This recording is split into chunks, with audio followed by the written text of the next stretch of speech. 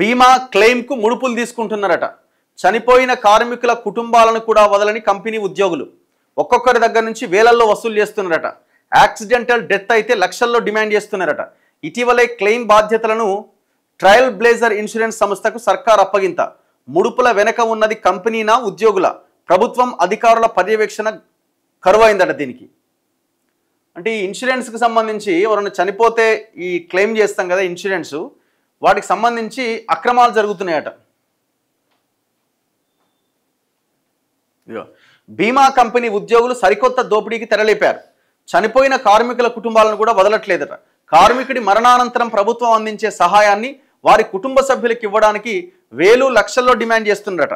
కుటుంబ పెద్దను కోల్పోయి విషాదంలో ఉన్న బాధిత కుటుంబం పట్ల కనీస మానవత్వం వనిచి లంచం ఇవ్వందే ప్రభుత్వ సాయం అందదంటూ తెగేసి చెప్తున్నారట.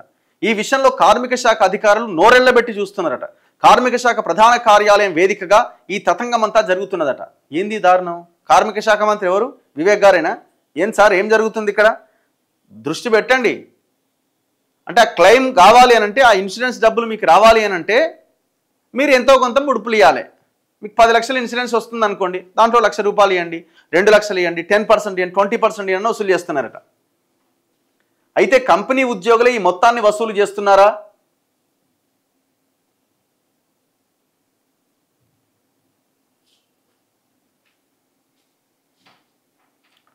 యాజమాన్యమే ఇలా చేయాలని, కంపెనీ యాజమాన్యమే ఇలా చేయాలని చెబుతుందా అని పలు అనుమానాలు వ్యక్తమవుతుంది. రాష్ట్రంలో 12 లక్షల మందికి పైగా లేబర్ కార్డును కలిగి ఉన్నారు. కార్మికులకి ఒక కార్డు ఉంటుంది, ఆ లేబర్ కార్డు. వీరిలో ఎవరైనా సాధారణ మరణం అంటే నార్మల్ డెత్ అయితే 2 లక్షల బీమా వస్తుంది. ప్రమాదవశాత్తు కనుక మరణిస్తే, యాక్సిడెంటల్ డెత్ అయితే ఆ బాధిత కుటుంబానికి 10 లక్షల ఎక్స్గ్రేషియా వస్తుంది. ఇటీవల 3 నెలల క్రితం వరకు కార్మిక శాఖ ద్వారానే ఈ చెల్లింపులు జరిగాయి. బాధిత కుటుంబ సభ్యులు దరఖాస్తు చేసుకొని సరైన ఆధారాలు కనుక సమర్పిస్తే వారి కుటుంబ సభ్యులకి మొత్తాన్ని ఇస్తారు. ఇటీవల ఈ క్లెయిమ్లను చెల్లించడానికి రాష్ట్ర ప్రభుత్వం ట్రయల్ బ్లేజర్ ఇన్సూరెన్స్ అనే ఒక బ్రోకర్ సంస్థకు బాధ్యతలు అప్పగించిందట. ఎవడి ట్రయల్ బ్లేజర్? వేల నుంచి లక్షల్లో డిమాండ్ చేస్తుందట. ఆ కంపెనీ చనిపోయిన కార్మికుల వివరాలన్నింటినీ పరిశీలించి ఆ కుటుంబ సభ్యులకు క్లెయిమ్ చెల్లిస్తుందట. అయితే కంపెనీకి క్లెయిమ్ల అవకాశం ఇచ్చిన సందర్భంలోనే పెద్ద రాజకీయ దుమారం చెలరేగింది. ఆరోపణలు, విమర్శలు కూడా వచ్చినాయి. ఆనాటి ఆరోపణలు నిజం చేస్తూ ఇన్సూరెన్స్ కంపెనీ ఉద్యోగులు చనిపోయిన కుటుంబ సభ్యుల నుంచి భారీ అవినీతికి తెరలేపారు. నార్మల్ డెత్ క్లియరెన్స్ కావాలి అనంటే 25,000 నుంచి 30,000 వరకు లంచం ఇవ్వాలి. అంటే వచ్చే 2 లక్షల్లో మీరు 30,000 లంచం సమర్పించుకోవాలి. లేదంటే క్లెయిమ్ను క్లియర్ చెయ్యరు. అదే ప్రమాదవశాత్తు మరణిస్తే 1,50,000 నుంచి 2 లక్షల వరకు వసూలు చేస్తున్నారట. డబ్బులు ఇవ్వకపోతే ససేమిరా అంటున్నారు. ఎవరికి చెప్పుకుంటారో చెప్పుకోండి అంటూ బీమా కంపెనీ ఉద్యోగులు బెదిరిస్తున్నారంటూ బాధితులు వాపోతున్నారు. ఏం ఘోరం ఇది? ఇగో చనిపోయిన కార్మికుడి కుటుంబాల నుంచి లంచం డిమాండ్ చేస్తున్న పాపం ఉద్యోగులదే అయినా ఇటు కంపెనీకి విషయం తెలుసా అనేది తేలాల్సి ఉన్నది.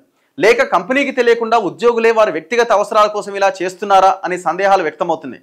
ఉద్యోగుల వెనుక ఇన్సూరెన్స్ కంపెనీ ఉందని, లేకుంటే ఉద్యోగులు కార్మిక శాఖ ప్రధాన కార్యాలయంలోనే ఇంత బరితెగించి డబ్బులు వసూలు చేస్తారా? ఎవరికి చెప్పుకుంటారో చెప్పుకోండి అంటూ సవాల్ చేసే పరిస్థితి ఉంటుందా అనే అనుమానాలు వ్యక్తమవుతున్నాయి. కంపెనీ తీరు, అది విధించిన లక్ష్యాలు సాధించడంలో భాగంగానే ఉద్యోగులు కార్మికుల కుటుంబాల నుంచి భారీ ఎత్తున వసూళ్లకు పాల్పడుతున్నారు. ఈ తతంగమంతా కంపెనీకి తెలిసే జరుగుతున్నదని బాధితులు చెబుతున్నారు. ఒకవేళ కంపెనీకి తెలియకుండా ఇదంతా జరిగితే వసూళ్లకు పాల్పడుతున్న ప్రతి ఉద్యోగిని తొలగించాలని డిమాండ్ చేస్తున్నారు. కార్మికులు ఆగ్రహం వ్యక్తం చేస్తున్నారట. ఇంత ఘోరంగా ఉంటుందా అండి ఇది? సచ్చిన శవాలను కూడా బిక్క తింటారు దొంగలు. పాపం తగులుతుంది కదా.